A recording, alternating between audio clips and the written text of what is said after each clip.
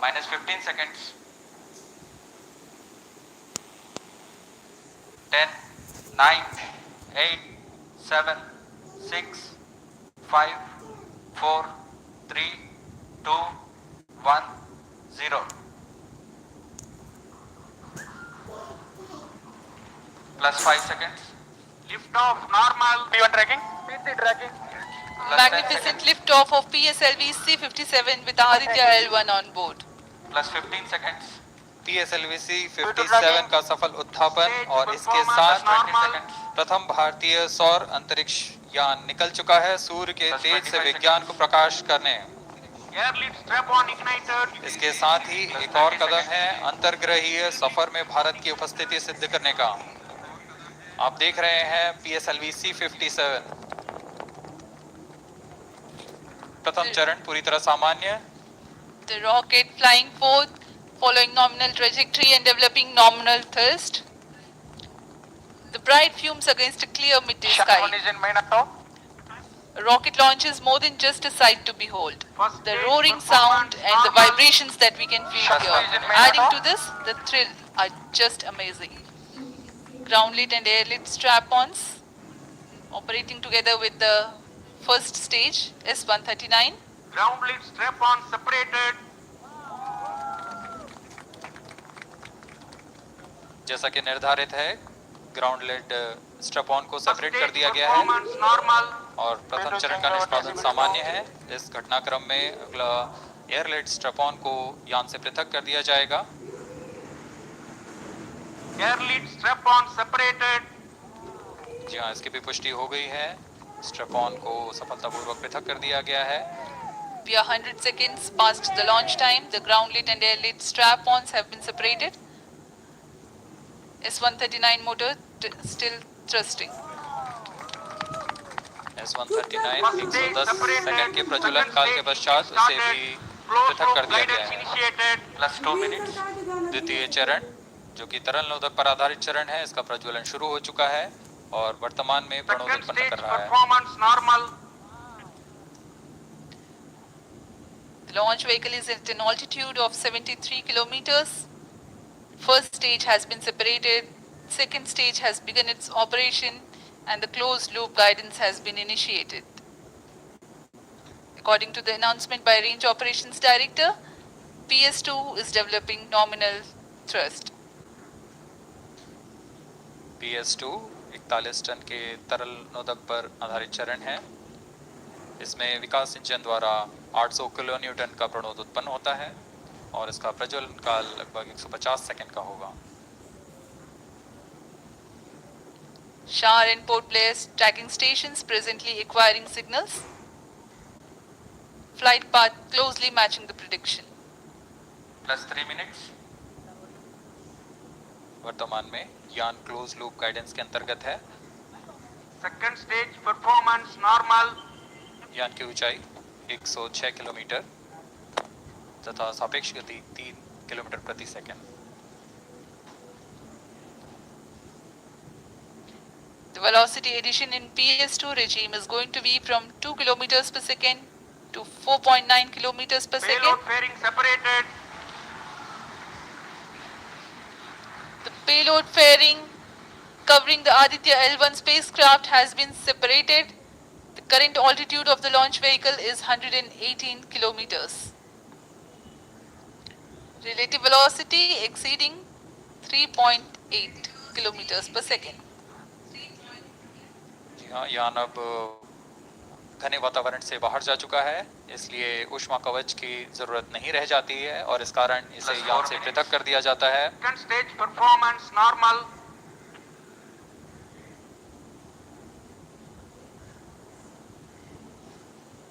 द्वितीय चरण वर्तमान में प्रणोद उत्पन्न करता हुआ और यान पूरी तरह सामान्य प्रदर्शन करता हुआ अपने अनुमानित पथ की ओर बढ़ रहा है। सही में इसका शादी हो रहा है Krishna. Second stage separated, third stage ignited. कौन?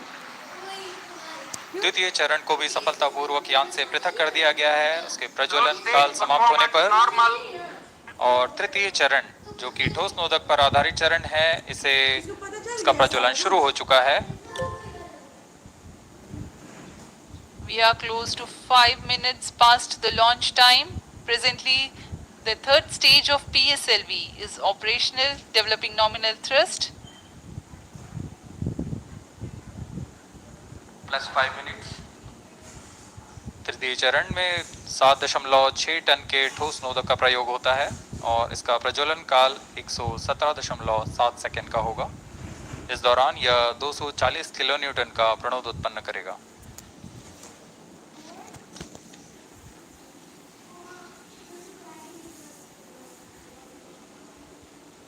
वर्तमान में यान की ऊंचाई 134 किलोमीटर तथा सापेक्ष गति 5.96 किलोमीटर प्रति second.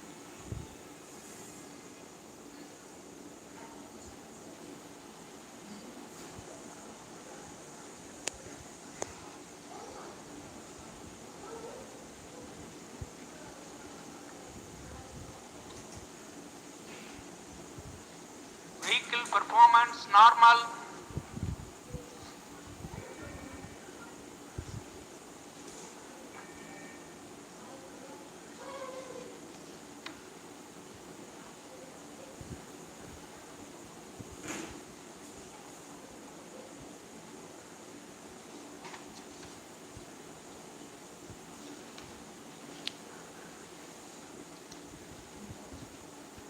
Plus 9 minutes. Speaking a few words about the Adityal1, describing the sun, Indian Vedas have said, Yesha Bhagavan Manirakash Mandalasya Chakravarti Khechara Chakrasya Deepako Brahmanda Bhandasya Asaya Charkati Bharvati Jarhati Jagat. This mighty jewel, the light of eastern sky, who generates, operates and destroys the universe, while the energy of sun, after having filtered by the atmosphere, is available for the sustenance of earth. The explosive phenomena in sun and the solar flares are a cause for concern to the spacecraft and human space missions. The vantage point for such observations is a place in between the sun and earth. Third stage.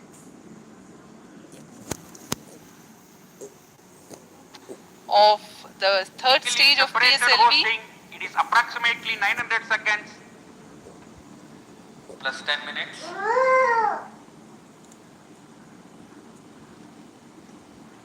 जी हाँ, तृतीय चरण को सफलतापूर्वक Vehicle पृथक कर दिया performance गया है normal.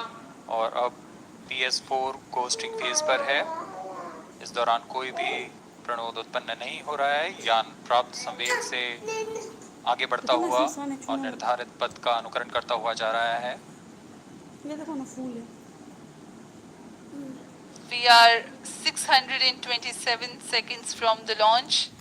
For another 600 more seconds or so, we will be getting tracking data from the BIAX ground station.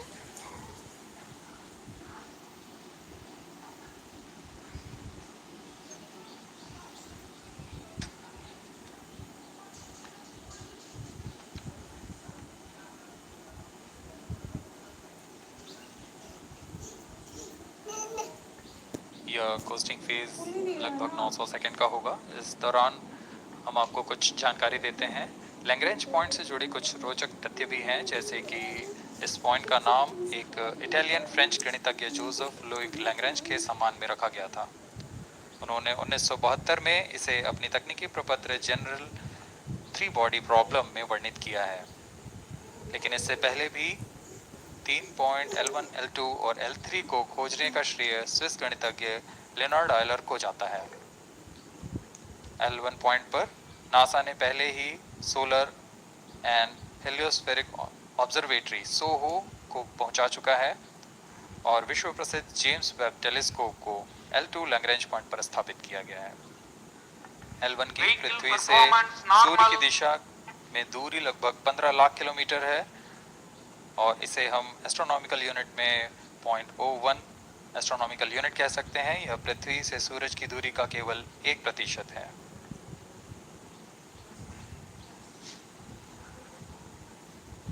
Vantage point for observing sun is a place in between the sun and earth where direct visibility exists to the sun while continuous communication link exists with the earth.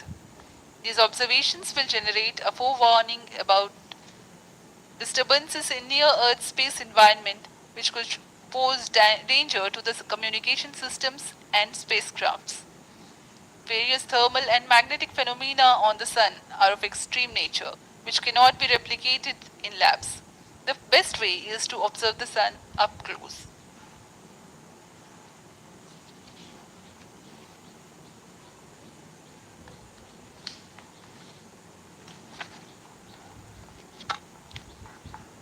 The distance between the Earth and Sun is approximately 150 million kilometers. At the central region of the Sun, known as core, the temperature can reach as high as 15 million degrees Celsius. Power source for the Sun is nuclear fusion of hydrogen atoms that takes place in the core. The visible surface of Sun is relatively cool and has a temperature of about 5,500 degrees Celsius.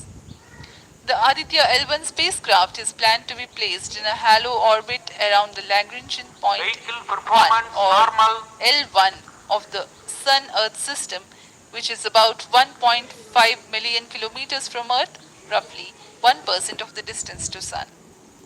The halo orbit is a periodic three-dimensional orbit near the Lagrange point in the three-body problem of orbital mechanism. The object in this orbit stays in place by the gravity of Earth and Sun. It requires little energy for station keeping. Several probes have been placed in space to observe the Sun by various space agencies.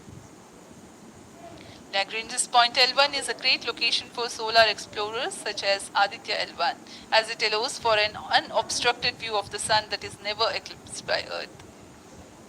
At L1, Aditya L1 will join spacecraft such as ESA NASA's Solar Heliospheric Observatory or SOHO, which has been at L1 since 1996. Lagrange point एक ऐसी जगह है अंतरिक्ष में जहां अगर कोई चीज़ पहुंचती है तो वह वहीं बनी रहती है, क्योंकि लैग्रांज पॉइंट पर दो बड़े द्रव्यमानों का गुरुत्वाकर्षण खिंचाव बराबर हो जाता है और इसमें एक अभिकेंद्रीय बल है कि जो कि पिंड को दोनों द्रव्यमान के साथ बनाए रखता है। ऐसे 5 लैग्रेंजियन पॉइंट्स होते हैं पृथ्वी और सूर्य के बीच। इन पॉइंट्स में अंतरिक्ष यान को भेजकर कम से कम ईंधन की खपत पर या उस स्थान पर अंतरिक्ष प्रयोगों को अध्ययन के लिए बनाए रखा जा सकता है। आदित्य L1 उपग्रह को भी ऐसे ही लैग्रांज पॉइंट 1 पर स्थापित किया जा रहा है। अंतरिक्ष यान को यहां तक पहुंचने में 125 दिन का समय लगेगा।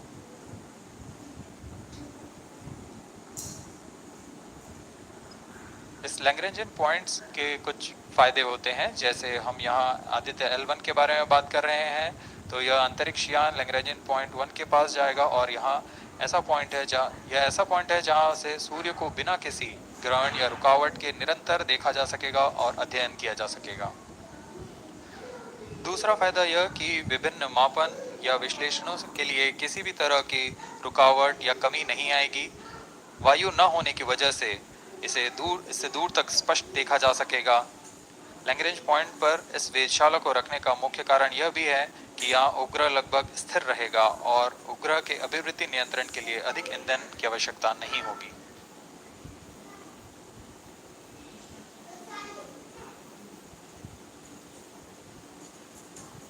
वर्तमान में PS4 चरण का कोस्टिंग फेज जारी है।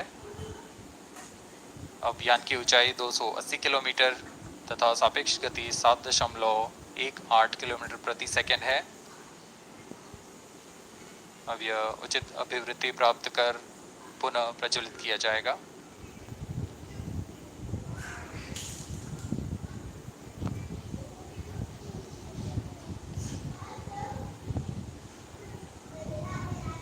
Vehicle performance normal. The Aditya L1 spacecraft carries 7 payloads to observe the protosphere, chromosphere, and corona, which is the outermost layer of the Sun. These payloads use electromagnetic, particle, and magnetic field detectors. First among the 4 remote sensing payloads is Visible Emission Line Chronograph, VELC, which is a prime payload designed as a reflective coronagraph with a multi-slit spectrograph. This payload is developed jointly by Indian Institute of Astrophysics, Laboratory of Electro-Optical Systems, UR Rao Satellite Center, ISRO Inertial Systems Unit and Space Applications Center. The second payload is Solar Low Energy X-ray Spectrometer or SOLEX, designed to measure the solar soft X-ray flux to study solar flares. This payload is developed by UR Rao Satellite Center.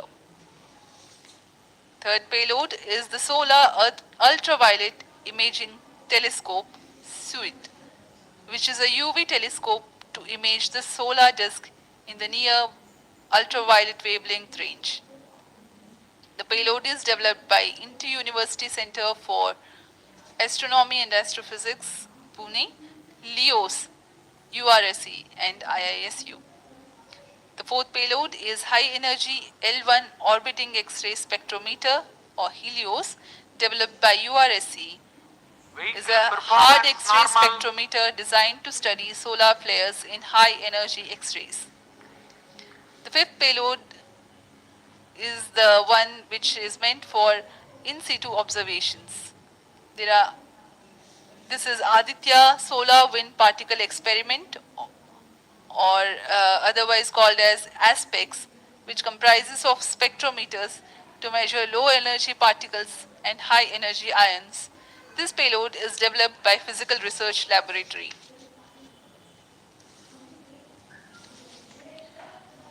The sixth payload is Plasma Analyzer Package for Aditya, in short, PAPA. It is designed to understand the solar winds and its composition and perform mass analysis of solar winds. This payload is developed by Vikram Sarabhai Space Center. The seventh payload is a magnetometer or MAG developed by LEOS, which will measure the low intensity interplanetary magnetic field in space using a pair of magnetic sensors.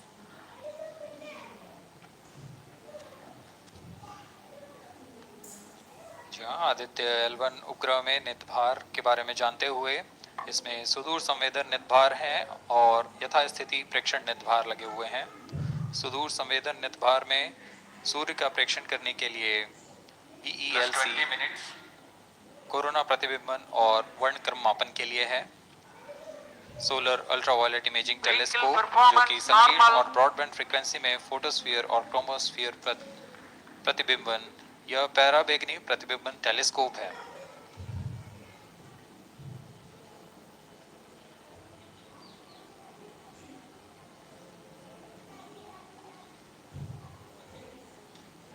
इसी क्रम में अगला है SOLEX solar low energy x-ray spectrometer जो कि soft x ray वर्णक्रम मापी है जो कि सूर्य के प्रेक्षण के लिए प्रयोग किया जाएगा।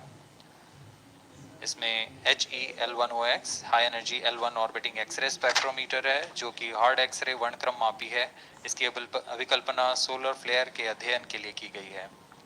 यथास्थिति नितभार में Aditya solar wind particle experiment, इसका उद्देश्य है सोलर पवन सौर पवन में भारी आयंस, प्रोटॉन्स और अल्फा पार्टिकल का विश्लेषण करना। अगला है plasma analyser package for Aditya. यह भी सौर पवन में उपस्थित कणों में इलेक्ट्रॉन और भारी आयंस की दिशा के साथ विश्लेषण करने के लिए इसे बनाया गया है। Advance triaxial high resolution digital magnetometer, इसे त्रिअक्षीय चुंबकीय क्षेत्र की यथास्थिति मापन करने के लिए बनाया गया है और ऐसे 2 समुच्चय लगे हुए हैं इस उपग्रह में।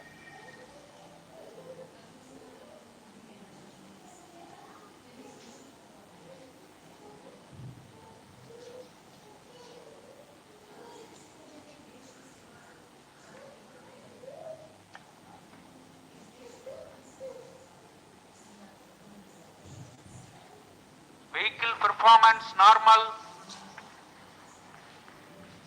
यान पूरी तरह सामान्य, सभी तंत्र सामान्य रूप से कार्य कर रहे हैं और यान अपनी उद्देश्य कक्षा की ओर बढ़ रहा है।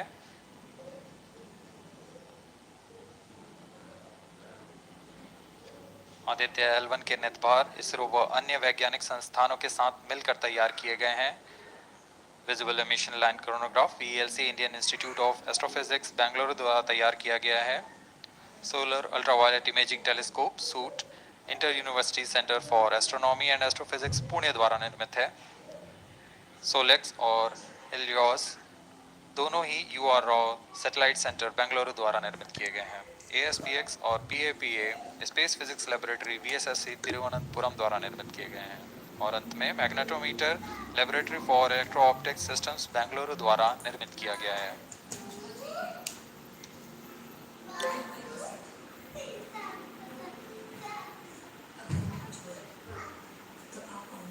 यह कोस्ट फेज जारी रहने वाला है।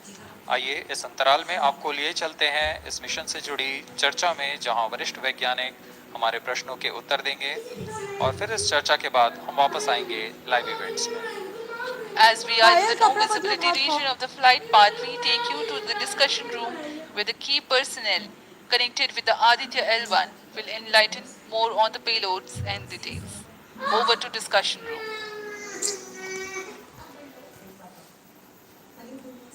Welcome viewers. After India has made history with the Chandrayaan-3 moon launch, it has now set its eyes on the sun. These scientific breakthroughs back to back are like feathers on our country's hat. Range operation In director. fact, these celestial bodies are very important and are considered as sacred bodies in multiple global religions. The sun is the central body of our solar system. The world revolves around it, and it is a source of energy for all planets, including the Earth. Today, I'm joined by all the scientists who have played behind the scenes to make this project a grand success. And I'm Srinidhi, reaching out to you from the Satish Dhawan Space